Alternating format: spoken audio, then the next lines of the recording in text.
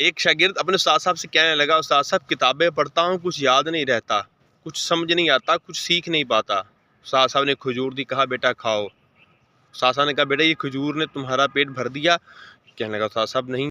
تو کہنے لگے اس کھجور نے تمہارا پیٹ تو نہیں بھرا، مگر یہ کچھ تمہارے خون میں چلی گئی، کچھ تمہارے گوشت کا حصہ بن گئی، کچھ تمہارے جسم کا حصہ بن گئی۔ چھوٹی سی کھجور بھی تمہارے جسم میں کہیں نہ کہیں اپنا حصہ ضرور بناتی ہے۔ تو کتابوں کے حوالے سے تربیت فرماتے ہوئے کہنے لگے بیٹا اسی طرح کتابیں ہیں، جب تم کتابیں پڑھتے ہو اگرچہ کھجور کی طرح یہ تمہارا پیٹ نہیں بھرتی، مگر یہ اپنا اپنا حصہ ضرور ملاتی ہے۔ جب آپ کتاب پڑھتے ہیں تو کچھ الفاظ آپ کی یادداشت کا حصہ بن جاتے ہیں، کچھ واقعات آپ بولنے میں کامیاب ہو جاتے ہیں، کچھ الفاظ آپ کی لغت کا حصہ بن جاتے ہیں، آپ کو کچھ نہ کچھ تجربہ، کچھ نہ کچھ احساس دے کر جاتی ہیں۔ تو کتابیں کبھی بھی پڑھنے سے وقت ضائع نہیں ہوتا، وہ کچھ نہ کچھ اپنا حصہ آپ کی زندگی میں ضرور ایڈ کرتی ہیں۔